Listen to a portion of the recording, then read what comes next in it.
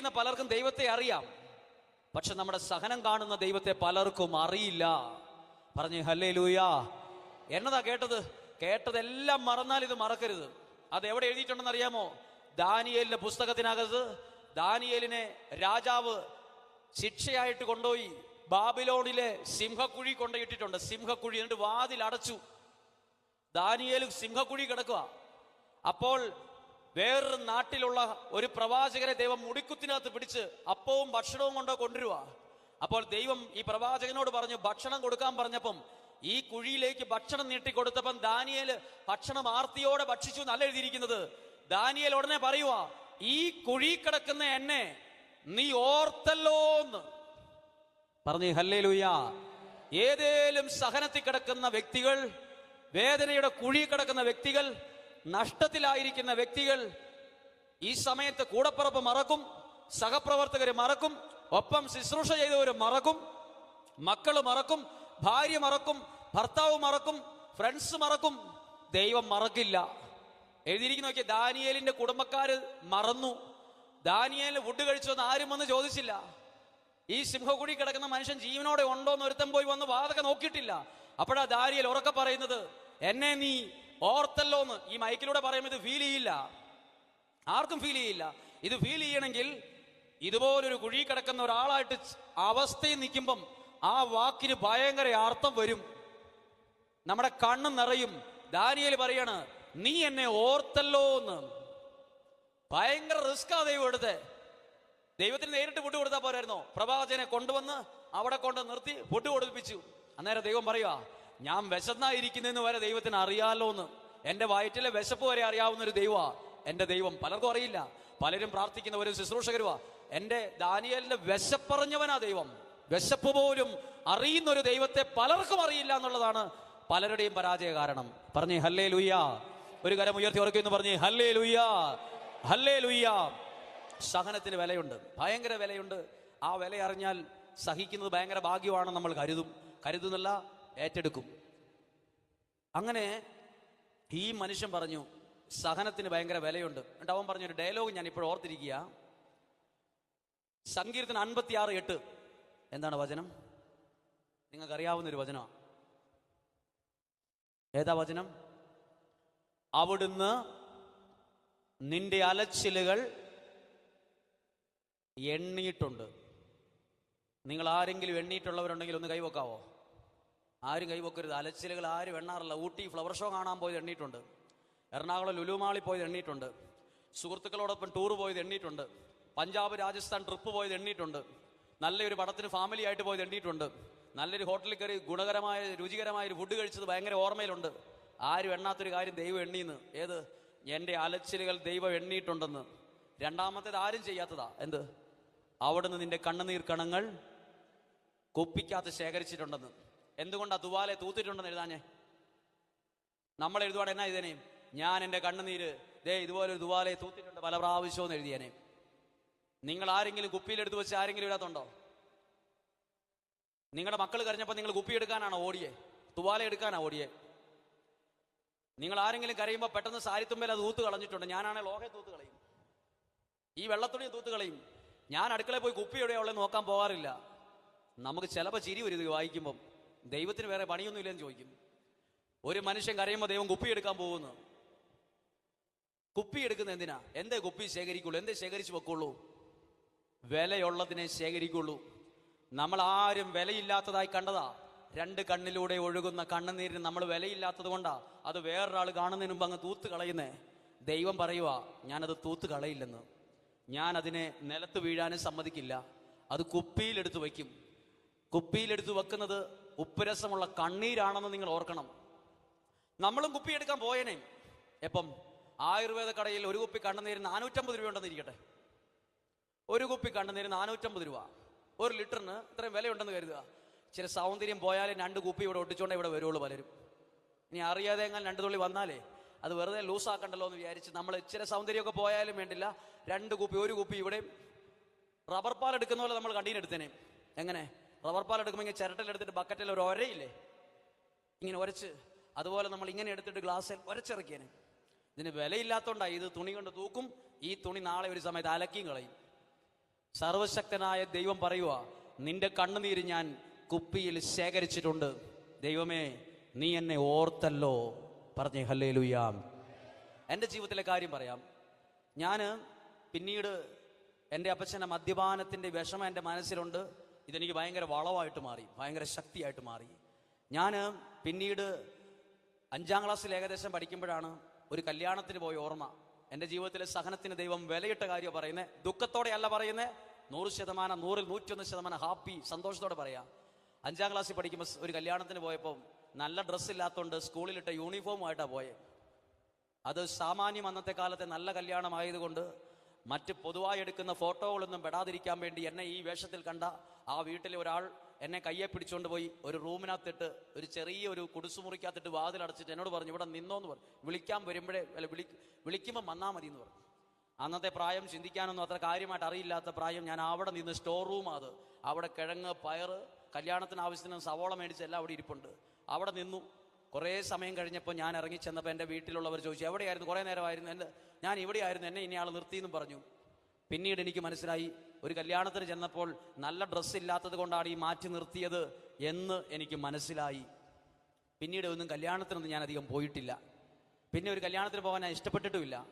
പിന്നെ എൻ്റെ മനസ്സിലതൊരു വേദന പോലെ ആയി മാറിയത്. പിന്നീട് ഞാൻ സെമിനാരിയിൽ ചേർന്നു. 7 വർഷം കഴിഞ്ഞ് വീട്ടിൽ അവധിക്ക്, സെമിനാരിൽ അവധിക്ക് വരുമ്പോൾ എൻ്റെ കുടുംബക്കാരൊരു കല്യാണത്തിന് പോവുകയാണ്. അപ്പോൾ എൻ്റെ കുടുംബത്തിൽ വേറൊരു ബന്ധുക്കളുണ്ട്. എൻ്റെ വിഷമം അറിയാവുന്ന ഒരു ബന്ധുവാണ് എൻ്റെ കൂടെ ഉള്ളത്. അപ്പോൾ എന്നോട് എൻ്റെ എല്ലാവരും പറഞ്ഞു, എന്നാൽ പെട്ടെന്ന് നമുക്കും ഒപ്പം കല്യാണത്തിന് പോയിട്ട് വരാം, ഒന്ന് പോകാം. അപ്പം ഞാൻ പറഞ്ഞു, ഞാൻ വരുന്നില്ല എന്ന് മാത്രം പറഞ്ഞപ്പോൾ എന്നെ ഈ കല്യാണത്തിന് വിളിച്ചയാൾ ഞാൻ ഇരിക്കുന്ന കസേരയുടെ അടുത്ത് വന്നിട്ട് അവരുടെ ഒരു കരം എൻ്റെ തലയിലോട്ട് വെച്ചു. അതെൻ്റെ ഒരു അമ്മയുടെ ഒരു സഹോദരിയാണ്. തലയിൽ കയ്യിൽ ഇങ്ങനെ വെച്ചിട്ട് പറഞ്ഞു, നീ 7 വർഷമായില്ലേ സെമിനാരിയിൽ, 4 വർഷം 5 വർഷം കഴിയുമ്പോൾ നീ വൈദികനാകും. അപ്പോൾ നീ നോക്കിക്കോ, എന്ത് കാര്യത്തിന് കുടുംബക്കാരെ വിളിക്കുമ്പോഴും നിന്നെ ആയിരിക്കും ആദ്യം എല്ലാത്തിനും വിളിക്കുന്നതെന്ന് പറയും. ഇതൊരു കുഞ്ഞൊരു സെന്റൻസ് ആണെങ്കിലും മനസ്സ് നിറയുന്ന ഒരു വാക്കായി പോയി. എല്ലാ വിഷമങ്ങളും മായ്ച്ചു കളയുന്ന പോലെ എനിക്ക് തോന്നി. എന്തായാലും വൈദികനായി കഴിയുമ്പം ഞാനും ചിന്തിച്ചത് വളരെ ശരിയാണ്. കാരണം എൻ്റെ കുടുംബത്തിൽ വേറെ ആരും വൈദികനായിട്ടില്ല. അതുകൊണ്ട് എന്ത് കാര്യത്തിൽ എന്നെ വിളിക്കുമെന്ന് ഈ സഹോദരി പറഞ്ഞ പ്രവചനം പോലെയാണല്ലോ എന്ന് ഞാൻ ചിന്തിച്ചു. അങ്ങനെ ഞാൻ വൈദികനായി വയനാട്ടിൽ ഒരു സ്ഥലത്ത് അപ്പോയിൻമെന്റ് എനിക്ക് കിട്ടി. ധ്യാന കേന്ദ്രത്തിലേക്കൊന്നുമല്ല എനിക്ക് അപ്പോയിൻമെന്റ് ലഭിച്ചത്. ഞാനിപ്പോൾ ആയിരിക്കുന്ന സ്ഥലം ഇപ്പോൾ ധ്യാന കേന്ദ്രമാണ്. അന്ന് ധ്യാന കേന്ദ്രം അല്ലായിരുന്നു 6 വർഷങ്ങൾക്ക് മുമ്പ്. ഞാൻ അവിടെ ചെന്നപ്പോൾ ഇടയ്ക്കിടയ്ക്ക് എൻ്റെ വീട്ടിലേക്ക് ഞാൻ ഫോൺ ചെയ്യുമ്പോൾ ചോദിക്കുന്ന ഒരു സെന്റൻസ് ആണ്, കല്യാണം എല്ലാവരുടെ ആയിട്ടുണ്ടോന്ന്. കുറേ പ്രാവശ്യം ചോദിച്ചപ്പോൾ എൻ്റെ അമ്മ തിരിച്ച് മറുപടി പറഞ്ഞു, ദേഷ്യത്തോടെ പറഞ്ഞു, കല്യാണമാകുമ്പോൾ അങ്ങോട്ട് പറയൂന്ന് പറഞ്ഞു. പിന്നെ അത് ചോദിക്കാൻ പേടിയായിട്ട് മിണ്ടിയില്ല. പിന്നെ ഒരു പ്രാവശ്യം എന്നെ വിളിച്ചപ്പോൾ പറഞ്ഞു, കല്യാണമാണ്, നിന്നെ ചിലപ്പം വിളിക്കുമായിരിക്കുന്നു.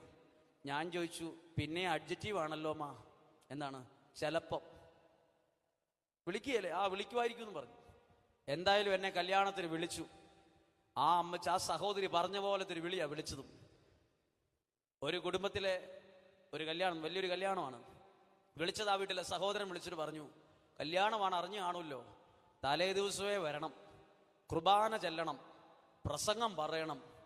അതെനിക്ക് ഭയങ്കര സന്തോഷമായി. അന്ന് തന്നെ ഒരു ലോഹ സ്റ്റിഫാൻ ഷൈൻ മുക്കി വെച്ചു, പാൻസോ അലക്കി വെച്ചു. ഇന്നാള് വെള്ള നീലയിട്ട് പോയപ്പോൾ സ്റ്റോർ റൂമിലാണ് പോയി നിന്ന്. ഇനി പോകുമ്പം വൃത്തിയായ ഒരു സ്ഥലത്ത് വൃത്തിയായിട്ട് പോകണമെന്ന് ആഗ്രഹിച്ച് നല്ല സ്റ്റാൻഡേർഡായിട്ട് പോകാൻ തീരുമാനിച്ചു. അങ്ങനെ ഞാൻ എൻ്റെ അച്ഛന്മാരോട് അവിടെയുള്ളവർ പറഞ്ഞു, ഞാൻ കല്യാണത്തിന് പോകും, 2 ദിവസം കഴിഞ്ഞേ വരുള്ളൂ എന്ന് പറഞ്ഞ് ഞാൻ നേരത്തെ പോയി അടിഞ്ഞൊരുങ്ങിപ്പോയി. സന്ധ്യയായപ്പോൾ ഈ കല്യാണ വീട്ടിലെത്തി.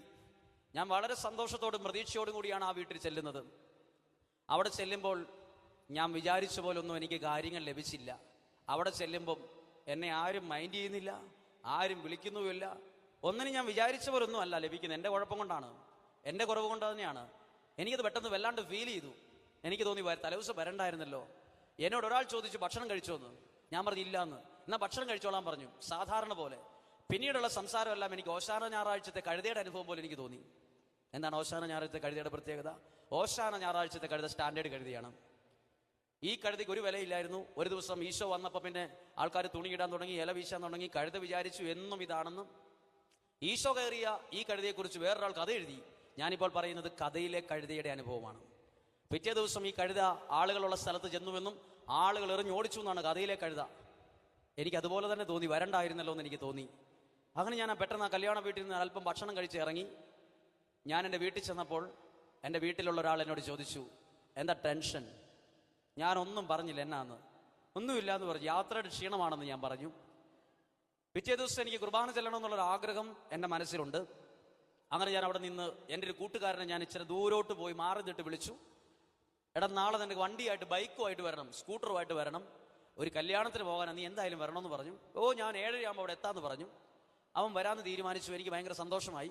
അവൻ എന്നോട് പറഞ്ഞു, എന്നെ കല്യാണത്തിന് വിളിച്ചിട്ടില്ല, എന്നാലും ഞാൻ വരാം, നിന്നെ ഒന്ന് കാണാമല്ലോ എന്ന് പറഞ്ഞു. ഞങ്ങൾ രണ്ടുപേരും കൂടെ ഈ പറഞ്ഞ സമയത്ത് പോയി കല്യാണം നടക്കുന്ന പള്ളിയിൽ ചെന്നു. പള്ളിയിൽ ചെന്നപ്പോൾ അവിടെ രാവിലത്തെ കുർബാന കഴിഞ്ഞ് ആൾക്കാർ പോയിട്ടേ ഉള്ളൂ. കല്യാണത്തിൻ്റെ ലക്ഷണം പോലും ആ സമയത്തില്ല. ഇനി മണിക്കൂറുകൾ കഴിഞ്ഞിട്ടാണ് കല്യാണം വരുന്നത്.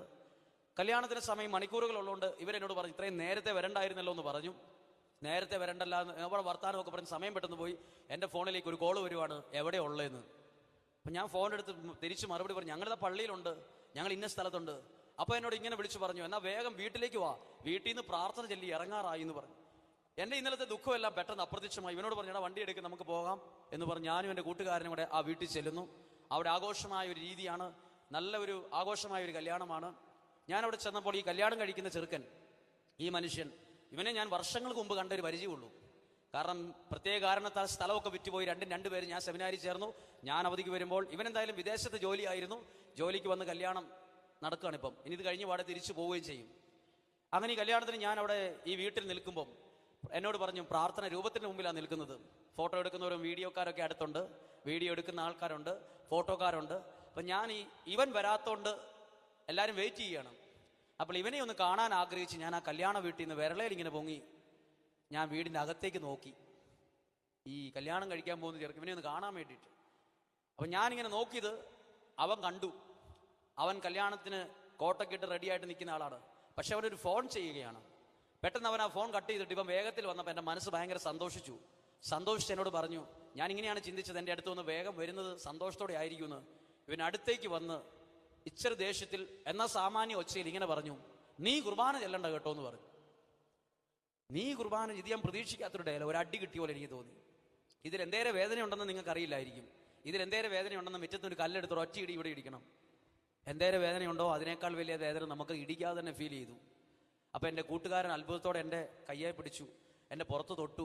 അതിന് തൊട്ടപ്പോഴേ എനിക്ക് ബാക്കി കാര്യങ്ങൾ വായിച്ചു. ഇവൻ എന്നോട് പറഞ്ഞു, 2 കാര്യങ്ങളാണ് പറഞ്ഞത്. നീ കുർബാന ചൊല്ലുകയും പ്രസംഗിക്കുകയും വേണ്ട എന്ന് പറഞ്ഞു. അത് ബന്ധം കൊണ്ടാണ് അത്രയും ഡയലോഗ് പറഞ്ഞത്. പെട്ടെന്നൊരു അസ്വസ്ഥത അവിടെ വന്നു. എന്നോട് പറഞ്ഞത് കുർബാന ചെല്ലണം, പ്രസംഗം പറയണമെന്ന് പറഞ്ഞ് ഞാൻ ചെല്ലുന്നു. എനിക്കൊരു ഭയങ്കര ഒരു വിഷമം. അപ്പോൾ ഉടനെ ഇവൻ്റെ സഹോദരങ്ങളും അപ്പനും ഓടി വന്നിട്ട് ഇവനെ വഴക്ക് പറയുവാണ് ഇവിടെ വെച്ച്. എന്ത്? അത് നീ തീരുമാനിക്കണ്ട, പള്ളിയിൽ ചെല്ലുമ്പോൾ അച്ഛന്മാർ തീരുമാനിക്കട്ടെ.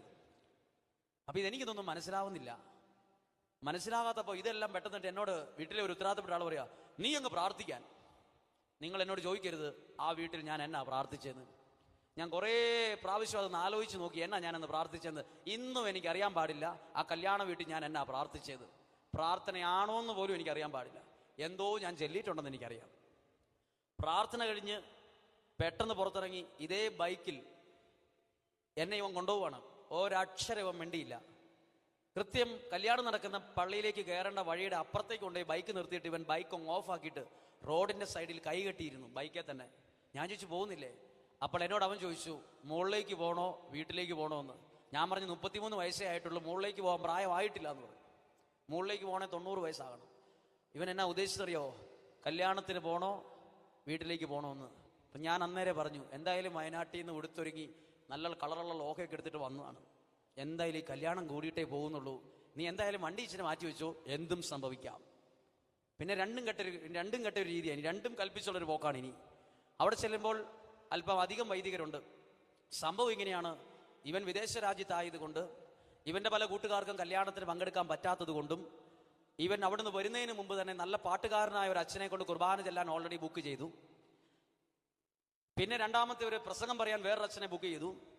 ഇതെല്ലാം ഓൾറെഡി ബുക്ക് ചെയ്തതാ.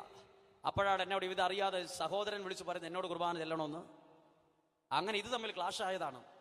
ഇവനൊരു പേടി, ഞാൻ കുർബാന ചൊല്ലി കുളവായ കഴിഞ്ഞാൽ CD വരുമ്പോൾ ഇത് വീഡിയോ ഒക്കെ വരുമ്പോൾ ശരിയാവില്ല. അവൻ്റെ കൂട്ടുകാർ ബബ്ബ വെച്ചുള്ള പ്രസംഗം ശരിയാവത്തില്ലാത്തതുകൊണ്ട് അവൻ സത്യസന്ധമായിട്ട് പറഞ്ഞു. എൻ്റെ സത്യമായ അവസ്ഥ അറിഞ്ഞുകൊണ്ട് അവൻ പറഞ്ഞ്, നീ പാടണ്ട, നീ കുർബാന ചെല്ലണമെന്ന് എൻ്റെ അന്നത്തെ അവസ്ഥ വെച്ച് അവൻ പറഞ്ഞതാണ്.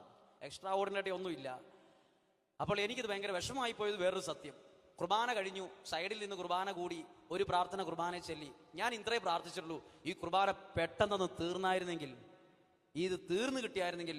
അങ്ങനെ മുള്ളേ നിന്ന് കുർബാന തീർന്ന് ഈ ഇട്ട കാപ്പ അഴിച്ചു വെക്കുമല്ല, വലിച്ചൂരി. ഞാൻ അവിടെ ആൾത്താരല്ല ഇറങ്ങി പാടി. എല്ലാ അച്ഛന്മാരും വരുന്നതിന് മുമ്പ് എനിക്ക് എന്തോ ഒരു അസ്വസ്ഥത ഉള്ളതുപോലെ ഞാൻ പെട്ടെന്ന്, എനിക്ക് താങ്ങാൻ പറ്റാത്തതിന് അപ്പുറത്ത് വിഷമമായി, നിന്നാൽ ശരിയാവില്ല എന്ന് വിചാരിച്ച് പെട്ടെന്ന് ഇവനെ ഞാൻ മുറ്റത്തിറങ്ങി ഫോൺ വിളിച്ച് ഇവൻ്റെ ബൈക്കിൽ കയറി ഞാൻ വേറെ സ്ഥലത്തെത്തി.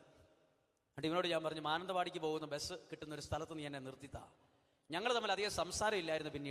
പിന്നീട് ഒരു ഹോട്ടലിൽ കയറി ഭക്ഷണം കഴിക്കാൻ വേണ്ടി ഇരുന്നപ്പം ഞാൻ ഇവൻ്റെ കയ്യെ തൊട്ടിട്ട് പറഞ്ഞു, ഞാൻ ഭക്ഷണം കഴിക്കാതെയാണ് വന്നേ, ഈ വിഷമം നീ ആയിട്ട് വീട്ടിൽ പോലും അമ്മയോട് പോലും പറയരുത്, ഇത് നമ്മൾ തമ്മിൽ തീർന്നു, ഞാനിത് ആരോടും പറയില്ല, ഇത് ഞങ്ങൾ തമ്മിൽ തീർക്കണം, ഇതാരും ഇനി അറിയാൻ പാടില്ല, ഞാൻ ഭക്ഷണം കഴിച്ചിട്ടാണോ കഴിക്കാതെയാണോ പോയതൊന്നും ആരും അറിയരുത്.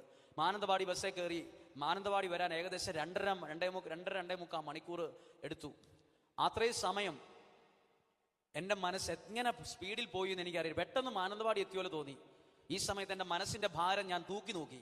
മനസ്സിൻ്റെ ഭാരം തൂക്കി നോക്കിയപ്പോൾ അകത്ത് ഏകദേശം 500 കിലോ ഉള്ള ഒരു അമ്മിക്കല്ല് അകത്തിരിക്കുന്ന പോലെ എനിക്കങ്ങ് ഫീൽ ചെയ്തു. എത്ര കിലോ? അത് നിങ്ങൾക്ക് പലർക്കും തോന്നും 500 കിലോയോളം 600 250 കിലോ അമ്മിക്കല്ല് ഇരിക്കുന്ന പലരും ഉണ്ട് ഇതിനകത്ത്. ചിരിക്കാൻ പറ്റില്ല. ശ്വാസം വിടുമ്പോൾ ചിലപ്പോൾ നമുക്കിങ്ങനെ ചങ്കത്തടിച്ച് നോക്കുമ്പോൾ എന്തോ ഒരു കട്ടി പോലെ തോന്നും, എൻ്റെ രോഗം വരുമെന്ന് തരം തോന്നും. അങ്ങനെ ഭയങ്കര കഷ്ടപ്പെട്ടു. തിരിച്ച് എന്ന പാടെ മുറ്റത്ത് ചെടി നനച്ചുകൊണ്ടിരിക്കുന്ന അച്ഛനോട് ചോദിച്ചു, കല്യാണത്തിന് പോയിട്ട് ഭയങ്കര മൂഡ് ഔട്ട് ആണല്ലോ എന്ന്. എനിക്ക് പറയാൻ പറ്റുമോ കല്യാണത്തിന് പോയിട്ട് അമ്മിക്കല്ല കിട്ടിയെന്ന്? യാത്രയുടെ ക്ഷീണമാണെന്ന് ഞാൻ പറഞ്ഞ് ഞാൻ കയറിപ്പോയി. പിന്നീട് ഞാൻ ഇതൊന്ന് ഡൈല്യൂട്ട് ആക്കാൻ കുറേ പരിശ്രമിച്ചിട്ട് എനിക്ക് പറ്റിയില്ല. അന്നേരം എനിക്ക് ഏക ആശ്രയമായത് ഈശോയുടെ കുരിശാണ്. ഏക ആശ്രയമായത്. അതാ പറഞ്ഞത്, ചില സമയത്ത് ചില ദുഃഖങ്ങൾ നമുക്ക് ആരോടും പറയാൻ പറ്റാത്തതാ. പറഞ്ഞാൽ തോന്നും ഒരു കല്യാണത്തിന്റെ കേസല്ലേ ഉള്ളൂ, ചെറുതല്ലേ എന്ന് ചോദിക്കും. ചിലതൊക്കെ നമ്മളെ തന്നെ മൂടുന്ന കുഴി കിടക്കുന്ന പോലെ തോന്നും, ഭയങ്കര ആഴമുള്ളതാ. ആ സമയത്ത് കുരിശു രൂപത്തിന് ഭയങ്കര ശക്തിയാണ്. അത് ഇത്രയും നാൾ ബേശയിൽ ഇരുന്നപ്പോൾ അതിന് ശക്തിയുള്ളതായിട്ട് എനിക്ക് തോന്നിയിട്ടില്ല. ഇത്രയും നാൾ അത് അവിടെ ഇരുന്നിട്ടും എനിക്കത് ഹൃദയത്തോട് ചേർത്ത് വെക്കാൻ തോന്നിയിട്ടില്ല. പക്ഷേ ഒരു സഹനം വന്നപ്പോൾ അത് ഹൃദയത്തോട് ചേർത്ത് വെച്ചപ്പം പകുതി ഭാരം കുരിശ് ഏറ്റെടുത്തായിട്ട് എനിക്കങ്ങ് ഫീൽ ചെയ്തു. എനിക്ക് കുറേ ആശ്വാസം അങ്ങനെ കിട്ടിയത്. പിന്നെ എനിക്ക് കുറേ പ്രാവശ്യം കുറേ തമാശ കേട്ടാൽ പോലും, ഒരു കോമഡി ഷോ TV കണ്ടാൽ പോലും എനിക്ക് ചിരി വരില്ലായിരുന്നു. ഞാനത് മാറാൻ വേണ്ടി ഇത് എന്ത് ചെയ്യണമെന്ന് ആലോചിച്ചിങ്ങനെ നടക്കുമ്പം ബൈബിളിലെ ചില വചനങ്ങൾ എന്നെ വല്ലാതെ എൻ്റെ മനസ്സിൽ വല്ലാണ്ട് കയറി ഇറങ്ങി വരും. ഏത് വചനം? അവിടെ നിന്ന് നിന്റെ കണ്ണുനീർ തുടച്ചു മാറ്റുന്നൊരു വചനമുണ്ട്. നിന്റെ കണ്ണുനീർ കടങ്ങൾ കുപ്പിയിൽ വെച്ചിരിക്കുന്ന ദൈവത്തെ ഞാൻ കാണും. ഇതെല്ലാം ഞാനിങ്ങനെ ഏറ്റെടുക്കുവാണ്. ഇനിയാണ് അത്ഭുതം എന്ന് പറയുന്ന കാര്യം നടക്കുന്നത്. അത്ഭുതം എന്ന് പറയുന്ന സഹനത്തിന് വിലയുണ്ടെന്ന് പറയാൻ പോവാണ് ഇനി. ഇതൊന്നും ആരെയും കുറ്റമായിട്ട് പറയുമല്ല കേട്ടോ. ഇവിടം വരെ വന്ന് ഞാനങ്ങനെ വിഷമിച്ചിരിക്കുമ്പം മംഗലാപുരം രൂപതാ സെമിനാരിയിൽ പഠിക്കുന്ന ഞങ്ങളുടെ സഭയിലെ ഒരു അച്ഛൻ, അന്ന് ഡീക്കൻ, പേര് ഫെബിൻ, എന്നെ വിളിക്കുന്നത്. എന്നെ വിളിക്കുവാണ്. എന്നെ ഇങ്ങനെയാണ് വിളിച്ചു പറഞ്ഞ്, അച്ഛൻ എവിടെയാ? ഞാൻ പറഞ്ഞ വയനാട്ടിൽ വടുവഞ്ചാലിൽ. എന്താണ് പ്രശ്നം? ഞാനൊരു പ്രാർത്ഥനാ സഹായം ചോദിച്ചു വിളിച്ചതാന്ന് പറഞ്ഞു. എന്തുവാടാ പ്രാർത്ഥനാ സഹായം? അതായത് അവൻ്റെ സെമിനാരി പഠിക്കുന്ന മംഗലാപുരം രൂപതാ സെമിനാരി പഠിക്കുന്ന ഒരു തമിഴിന് തലേ മുടിയില്ലത്രേ. എനിക്ക് എന്നാ പ്രാർത്ഥനാ സഹായം എന്ന് കേൾക്കണം. മംഗലാപുരം രൂപതാ സെമിനാരി പഠിക്കുന്ന ഡീക്കിന് മുടിയില്ല, അച്ഛൻ പ്രാർത്ഥിക്കണം അവൻ്റെ തലേ മുടി വരാൻ. ഞാൻ പറഞ്ഞു, എനിക്ക് വേറെ കുറെ പണിയുണ്ടാവും എന്ന് പറഞ്ഞു. മുടി വരാൻ പ്രാർത്ഥിക്കേണ്ടത് ഞാനല്ലടാ, ഇന്ദുലേഖയാന്ന് പറഞ്ഞു. ആരാ ഇന്ദുലേഖ? നീ തമാശയായിട്ട് ഞാൻ പറഞ്ഞു, എടാ ഈ മുടി വരാൻ ഞാനല്ല, ഇന്ദുലേഖയോട് പറയാൻ പറഞ്ഞു. തമാശയായിട്ടാ പറഞ്ഞു. അപ്പൊ പറഞ്ഞു, ഇവനോട് പറഞ്ഞു, അച്ഛാ ഇവനെ നമ്മളെല്ലാം രാവിലെ എഴുന്നേറ്റ് തലമുടി കണ്ണാടി നോക്കിയിട്ട് ഇങ്ങനെ ചെയ്യില്ലേ, ഇവൻ എല്ലാവരും ചെയ്യാൻ വരും, ചീപ്പ് വേണ്ട ഇവന്, തലയിലൊന്നുമില്ല. അപ്പൊ ഇവൻ കൈകൊണ്ട് ചെയ്യൂന്ന്, എന്നിട്ട് കണ്ണാടിയോട് പറയൂന്ന്, കുറച്ച് മുടി ഉണ്ടായിരുന്നെങ്കിൽ. ആരോട് പറയും?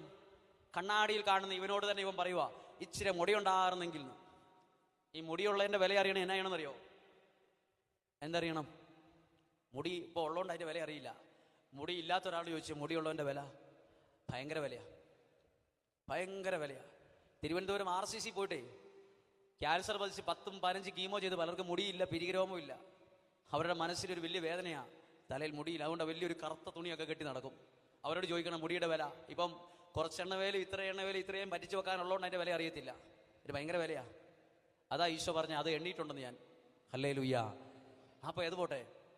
അപ്പോൾ ഈ ഒരു കാര്യം ഇവൻ കേട്ട് തമാശയായിട്ട് ഞാൻ കരുതി, തള്ളിക്കളഞ്ഞു. പിന്നെ അവൻ്റെ തലയിൽ മുടി വരാൻ വേണ്ടി ഞാൻ പ്രാർത്ഥിക്കാൻ പോവല്ലേ. കുറച്ചു നാൾ കഴിഞ്ഞ് ഇത് ഞാൻ വിട്ടു, മനസ്സിനെ കളഞ്ഞു. അപ്പോൾ എനിക്കൊരു ഐഡിയ തോന്നുവാണ്, എൻ്റെ മനസ്സിലൊരു ഐഡിയ. പണ്ട് എൻ്റെ കൂടെ സെമിനാരി പഠിച്ചൊരു മനുഷ്യൻ കാലെ കൊണ്ട എല്ലിമുള്ളിൻ്റെ വേദന ഏറ്റെടുത്ത് പ്രാർത്ഥിച്ചിട്ട് അത് അവൻ്റെ അപ്പച്ചൻ്റെ മദ്യപാനം മാറ്റിയതാ. എനിക്ക് മനസ്സിലൊരു പരീക്ഷണമല്ല, ഒരു പരീക്ഷണം നടത്താൻ തീരുമാനിക്കുകയാണ്. എന്താണെന്നറിയോ പരീക്ഷണം ഇതാ ചെയ്തത്. ഞാനിങ്ങനെ ചിന്തിച്ചു, എനിക്കൊരു കല്യാണത്തിന് പോയപ്പോൾ ഒരു അമ്മിക്കല്ല് കിട്ടിയിട്ടുണ്ട്. ഞാനത് പോസ്റ്റ് ഓഫീസിൽ കൊണ്ടിട്ട് മംഗലാപുരത്തിന് വിടാൻ പോവാ. ഇനി ആർക്ക്? ഇതുകൊണ്ട് എനിക്കൊരു വലിയ ഗുണമായിട്ടില്ല. അതുകൊണ്ട് ഞാനിങ്ങനെ മനസ്സിൽ പ്രാർത്ഥിച്ചു. പള്ളിയിൽ നിന്നല്ല പ്രാർത്ഥിച്ചത്, ഒരു വഴിയിൽ നിന്നാണ് പ്രാർത്ഥിച്ചത്. പ്രാർത്ഥനയല്ല, വെറുതെ മനസ്സിൽ പറയുക, ദൈവമേ, എൻ്റെ മനസ്സിൽ കിടന്ന ഈ സഹനത്തിന് വല്ല വിലയുണ്ടെങ്കിൽ അത് ഏതോ ആ മംഗലാപുരത്ത് താമസിക്കുന്ന ആ വൈദിക വിദ്യാർത്ഥിക്ക് തലമുടിയായിട്ട് വന്നോട്ടെ, എനിക്ക് വേണ്ട. എന്തേലും ഗുണമുണ്ടെങ്കിൽ. ഞാൻ പിന്നെ ഇതിനെക്കുറിച്ച് മുടി വന്നോ ഇതൊന്നും അന്വേഷിക്കാൻ പോയിട്ടില്ല. ഒരു ശവോടക്കിന് ഞാൻ ചെല്ലുമ്പോൾ ഫെബിൻ എന്ന് പറയുന്ന ആൾ അപ്പുറത്ത് നിൽക്കുന്നു. അപ്പോൾ ഇവൻ എന്നെ കണ്ടപാടെ പറഞ്ഞു, കണ്ടിട്ടേ പോകാവുള്ളെന്ന്. അപ്പോഴേ എനിക്ക് മനസ്സിലായി, ഈ അമ്മിക്കല് വേണ്ടി പുള്ളിക്ക് എന്തോ പരിക്ക് പറ്റി, എന്തോ വയ്യാണ്ട് കിടക്കുകയെന്ന് തോന്നി. ഞാൻ പതുക്കെ മുങ്ങി അവിടുന്ന്. ഞാൻ പറഞ്ഞു, കാണാൻ ഒത്തില്ലെന്ന്. പിന്നീട് ഫോൺ വിളിച്ചു പറഞ്ഞു. ഞാൻ പെട്ടെന്ന് പറഞ്ഞു, ഇവനെ കാണാൻ ഞാൻ നുണ പറഞ്ഞു. ഞാൻ അവിടുന്ന് മുങ്ങി. അടക്ക് കഴിഞ്ഞപ്പോൾ എന്നെ കാണണമെന്ന് പറഞ്ഞാൽ സ്നേഹത്തോടെ. പിന്നീട് ഞാൻ ഫോൺ വിളിച്ച് ചോദിച്ചു, എനിക്ക് കാണാൻ പറ്റിയില്ല, എന്തുവാ കാണണമെന്ന് പറഞ്ഞു ഞാൻ ചോദിച്ചു. അപ്പോൾ ഇവൻ പറയുകയാണ്, അച്ഛാ, അവൻ്റെ തലയിൽ മുടി വന്ന വിവരം സന്തോഷത്തോടെ പറയാൻ വേണ്ടിയാ. അപ്പം ഞാൻ പറഞ്ഞു, എടാ കരിസ്മാറ്റിക്കാരെ നീ കളിയാക്കരുത്, കരിസ്മാറ്റിക്കാരെ കളിയാക്കരുതെന്ന് ഞാൻ പറഞ്ഞു. കരിസ്മാറ്റിക്കാരെ കളിയാക്കിയതല്ലെന്ന് പറഞ്ഞു. എനിക്കത് അത്ഭുതമാണ്. ഞാൻ പറയട്ടെ, അമ്മിക്കല്ലിന് ഇത്രയും വിലയുണ്ടെന്ന് ഇപ്പോഴാണ് അറിഞ്ഞ്. അതുകൊണ്ട് ഇന്ദുലാക വേണ്ട കേട്ടോ, അമ്മിക്കല്ല് ഇച്ചിരിച്ച് അരച്ച് തേച്ചാൽ മതി, തലമുടി വരും. ആരും അമ്മിക്കല്ല് എടുക്കാൻ പോകരുത്. പറഞ്ഞേ ഹല്ലേലൂയ. ഞാൻ പറഞ്ഞത്, നമ്മുടെ ഹൃദയത്തിനകത്തിരിക്കുന്ന സഹനം ഈശോയുടെ കുരിശിനോട് ചേർത്ത് വയ്ക്കുമ്പം അതപ്പുറത്ത് മിറക്കിൾ, അത്ഭുതമായി മാറും. അതാ പത്രോസ്ലിഹ പറഞ്ഞ്, ദൈവചിന്തയോടെ സഹിക്കുന്ന സഹനം അനുഗ്രഹ കാരണമാകും. പറഞ്ഞേ ഹല്ലേലൂയ. ഉറക്കെന്ന് പറഞ്ഞേ ഹല്ലേലൂയ. അടുത്തൊരു കാര്യം, കുറച്ചു നാൾ കഴിഞ്ഞപ്പോൾ ഈ സഹനമൊക്കെ മാറിക്കഴിഞ്ഞപ്പം ഞാൻ ഫ്രീ ആയി, സാധാരണ പോലെ ജീവിക്കാൻ തുടങ്ങി, മിണ്ടാൻ തുടങ്ങി. സംസാരിച്ചുകൊണ്ടിരിക്കുമ്പോൾ ഞങ്ങളുടെ ഓഫീസിലേക്ക് ഷാലോമിന്റെ ഓഫീസിൽ ഒരു കോള് വരുവാണ്. ഓഫീസിലെ സ്ത്രീ സഹോദരി അത് എടുത്തിട്ട് എന്നെ വിളിക്കുവാണ്, അച്ഛനെ ഷാലോം TV എന്ന് വിളിച്ചിരിക്കുന്നു. ഞാൻ പറഞ്ഞ, ചേച്ചി മാത്യു എന്ന് പേരുള്ള വേറെ അച്ഛന്മാര് പല സ്ഥലത്തുണ്ട്, എന്നെ ആയിരിക്കത്തില്ല. ചേച്ചി ഒന്നും കൂടെ തിരിച്ചങ്ങോട്ട് വിളിച്ച് ചോദിച്ചു നോക്ക്, വീട്ടുപേര് സെയിം ആണോ എന്ന് ചോദിച്ചു നോക്ക്. ഈ ചേച്ചി തിരിച്ചു വിളിച്ചപ്പോൾ വീട്ടുപേര് വയലാമണ്ടിൽ നിന്ന്. എന്നോട് പറഞ്ഞു, ഈ നമ്പർ തന്നെ അച്ഛനൊന്ന് ഷാലോമിലേക്ക് വിളിക്കാവോ? ഞാൻ ഷാലോമിലേക്ക് വിളിക്കുമ്പോൾ എനിക്ക് അവിടെ നിന്ന് കിട്ടുന്ന റിപ്ലൈ എന്നാണെന്നറിയാമോ? അവർ ചോദിക്കുവാണ്, ഷാലോമിൽ അച്ഛൻ്റെ പ്രഭാഷണം നടത്താൻ പറ്റുമോ എന്ന്. ആര്? കല്യാണത്തിന്റെ വീഡിയോയ്ക്ക് നിൽക്കാൻ നീ കുർബാന ചെല്ലണ്ട, നീ പ്രസംഗം പറയണ്ടെന്ന് പറഞ്ഞ് എന്നെ ഇപ്പൊ എവിടെ നിർത്തി? ഒരു കല്യാണ വീഡിയോ കണ്ടാൽ അത് 1000 പേര് പോലും കാണില്ല, 10,000 പേര് കണ്ടോട്ടെ. ഷാലോം TVയിൽ ദൈവവചനം പറയുന്നത് ലക്ഷക്കണക്കിന് ആളുകൾ എൻ്റെ ശബ്ദം കേട്ടു എന്നുള്ള വിശദ വിവരം ഞെളിഞ്ഞു പറയാൻ വേണ്ടിയിട്ടല്ല, ഒരു വീഡിയോയുടെ മുമ്പിൽ നിർത്താൻ ദൈവത്തിനൊരു പ്രത്യേകതയുണ്ട്. നമ്മൾ എവിടെ താണാലും ദൈവം ഉയർത്തും. അത് മനസ്സിലാക്കണം. എവിടെ താണാലും ദൈവം ഉയർത്തും. പത്രോസ്ലിഹ വെള്ളത്തിന്റെ മുകളിൽ കൂടെ നടന്നോ? നടന്നപ്പം എവിടെ താന്നുപോയി? വെള്ളത്തിൽ താന്നുപോയ ഈശോ പത്രോസിനെ എന്നാ ചെയ്തത്? താന്നുപോയ വെള്ളത്തിൽ പൊക്കി നിർത്തി. എന്നിട്ട് എടുത്തോണ്ടാണോ വള്ളത്തിൽ കയറ്റിയേ? എടുത്തോണ്ടല്ല കയറ്റിയത്. താന്നുപോയ വള്ളത്തിൽ ഈശോ പത്രോസിനെ ഇതേ വെള്ളത്തിൽ കൂടെ ഒന്നും കൂടെ നടത്തി എഴുതിയിട്ടുണ്ട്. എവിടെ താന്നുപോയാലും അവിടെ ഉയർത്തുകയും ചെയ്യും, അതിന്റെ മേലെ നടത്തുകയും ചെയ്യും. ആ ദൈവമാ എന്റെയും നിങ്ങളുടെയും ദൈവം. പറഞ്ഞേ ഹല്ലേലൂയ. ഒരു കാര്യം ഉയർത്തി ഉറക്കെന്ന് പറഞ്ഞേ ഹല്ലേലൂയ. പ്രിയപ്പെട്ടവരെ, ഇനി അടുത്തത് ഒരു ഷാലോം TVയിൽ മാത്രമല്ല, പിന്നീട് ഇവിടെ വീഡിയോ എടുക്കുന്ന സനൂപ് എന്ന് പറയുന്ന വ്യക്തി ദൈവമായിട്ട് എനിക്ക് കൊണ്ട് തന്നൊരു വ്യക്തിയാണ്. ഒരു വീഡിയോ 1 മണിക്കൂർ 14,000 രൂപ 5,000 രൂപ വേണം യൂട്യൂബിൽ കൊടുക്കാൻ. ശരിക്കും പൈസ കൊടുക്കുവാണെങ്കിൽ പ്രതിഫലമേച്ച് ഒരു വീഡിയോ ചെയ്യാൻ ഒരു സഹോദരൻ വരുന്നു. ഞാൻ ചോദിച്ചു, എന്തിനാണ് വീഡിയോ എടുക്കുന്നത്? എന്നെ പോലത്തെ പൊട്ടപ്രസംഗം നീ TV-യിൽ യൂട്യൂബിലൊന്നും ഇട്ടേക്കരുത്, അതിനേക്കാൾ പ്രഭാഷണം നടത്താൻ കഴിവുള്ള 1000 കണക്കിന് വൈദികരുണ്ട്. ഇവൻ പറഞ്ഞ, വെച്ചാൽ വെറുതെ ഒന്ന് ഇട്ട് നോക്കാം. പിന്നീട് ഇട്ട് നോക്കിയിട്ട് 10,000 ലക്ഷങ്ങൾ കാണാൻ ഇടവന്ന് ദൈവവചനം പറയുമ്പോൾ എൻ്റെ കഴിവല്ല, എന്നേക്കാൾ കഴിവുള്ള, ഡിഗ്രിയുള്ള, ബുദ്ധിയുള്ള, വിവരമുള്ള ആളുകൾ ഇരിക്കൊണ്ട് 90% എന്നേക്കാൾ മുകളിൽ എല്ലാവിധത്തിലും നിൽക്കുന്നവരാണെന്ന് എനിക്ക് 100% ഉറപ്പുണ്ട്. പക്ഷെ എന്നെ ഇവിടെ നിർത്തിയെന്നറിയാമോ? ഒരു കാലത്ത് അറിഞ്ഞോ അറിയാതെയോ ഏറ്റെടുത്ത സഹനം എന്നെ കൊണ്ടുപോയി അഭിമാനത്തോടെയാണ് നിർത്തിയിരിക്കുന്നത്. എവിടെ നമ്മൾ അപമാനിതനായോ അവിടെ ദൈവം അഭിമാനത്തോടെ നിർത്തും. അതുകൊണ്ട് ഞാൻ പറയും, ഒരു സഹനവും തകർച്ചയ്ക്കല്ല, അത് അപ്പം മുറിച്ച പോലെയുള്ളൂ. ഇപ്പം മുറിക്കുമ്പോൾ ഒരു വേദനയുണ്ട്, പക്ഷെ അത് അത്ഭുതമാക്കി ദൈവം മാറ്റിയിരിക്കും. ഒന്ന് പറഞ്ഞേ ഹല്ലേലൂയ. അവർക്ക് പറഞ്ഞേ ഹല്ലേലൂയ. ഈ ദൈവവചനം പറയാൻ തുടങ്ങിയ പിന്നെ ഉണ്ടല്ലോ, ഞാൻ പണ്ടുകാലത്ത് ഒരു നല്ല ഫുഡ് കഴിക്കണമെന്ന് ആഗ്രഹിച്ചു. ഇപ്പോൾ ഏറ്റവും നല്ല ഫുഡ് വരെ ഞാൻ കഴിച്ചു. നല്ല ഒരു കട്ടിലേക്ക് കിടക്കണമെന്ന് ഞാൻ ആഗ്രഹിച്ചു. ഇപ്പോൾ താമസിക്കുന്ന ഞാൻ വീട്ടിൽ വളരെ ഗംഭീരമായ ഒരു വീട്ടിൽ AC ഇട്ടാണ് കിടക്കണത്. ഏത് വീടേക്കും അത് പിടിപാടില്ല.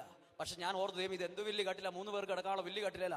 പണ്ടൊരു മര്യാദയ്ക്കൊരു ആടുന്ന കട്ടിലെ കിടന്നാൽ മതി എന്ന് ചിന്തിച്ചിട്ടുണ്ട്. ആടുന്ന കട്ടിൽ 4 കാലം ബലമുണ്ട്, കൗങ്ങിന്റെ കാലാണെന്ന് മതി എന്ന് വിചാരിച്ചിട്ടുണ്ട്.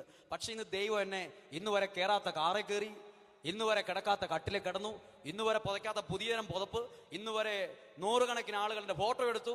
ഒരു വീഡിയോയ്ക്ക് നിൽക്കാൻ കൊള്ളിയല്ലെന്ന് പറഞ്ഞ് മാറ്റി നിർത്തി എന്നെയാന്ന് ഓർക്കണം. അതാ ഏറ്റവും വലിയ അത്ഭുതം. പ്രിയപ്പെട്ടവർ, ഞാനിന്ന് വിശ്വസിക്കുന്നത് എൻ്റെ ഇല്ലാക്കഥ പറഞ്ഞതല്ല, എനിക്ക് അയ്യോഭാവം കിട്ടാൻ വേണ്ടി പറഞ്ഞതല്ല.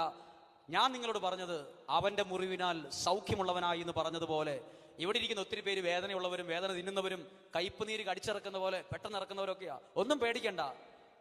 ആദ്യം പറഞ്ഞ വചനം എന്നാ, സകലതും നന്മയാക്കി മാറ്റും. പറഞ്ഞേ ഹല്ലേലൂയ. ഉറക്കെന്ന് പറഞ്ഞേ ഹല്ലേലൂയ. ഒരു കരം ഉയർത്തി ഉറക്കെ സന്തോഷത്തോടെ പറഞ്ഞേ ഹല്ലേലൂയ. സഹനത്തിന് വിലയുണ്ട്. പറഞ്ഞേ ഹല്ലേലൂയ. ഒരു സഹനത്തിൽ പതരരുത്. പറഞ്ഞേ ഹല്ലേലൂയ. സഹനത്തിലെല്ലാം തീർന്നു എന്ന് പറയരുത്. ഹല്ലേലൂയ. ദാനിയേലിന്റെ വാക്കൊന്നും കൂടെ കേട്ടെ. ദാനിയേൽ പറഞ്ഞു, ഈ കുഴി കിടക്കുന്ന എന്നെ നാട്ടുകാർ ഓർത്തില്ല, കുടുംബക്കാർ ഓർത്തില്ല, സഹോദരങ്ങൾ ഓർത്തില്ല, നീ ഓർത്തല്ലോ എന്ന്. അത് 10 പ്രാവശ്യം ചുമ്മാ മനസ്സിൽ പറ. അത് തന്നെ സൗഖ്യമാ. ചുമ്മാതെ എന്നാ വീട്ടിൽ പോകുന്നവരെ, ദൈവമേ നീ എന്നെ ഓർത്തല്ലോ, ദൈവമേ നീ എന്നെ ഓർത്തല്ലോ എന്ന് ചുമ്മാ ബസ്സിലിരിക്കുമ്പോഴും കാറിലിരിക്കുമ്പോഴും 10 പ്രാവശ്യം പറ. അത് തന്നെ മനസ്സിന്റെ അകത്തെ കുറെ വിഷമങ്ങളെ സുഖപ്പെടുത്തൂന്ന്. പറഞ്ഞേ ഹല്ലേലൂയ. ഈ ദൈവമാ നമ്മുടെ ദൈവം. നമ്മുടെ ദൈവത്തെ ശരിക്കും നമുക്കറിയില്ല. ഒന്നും കൂടെ പറഞ്ഞ് നിർത്താം.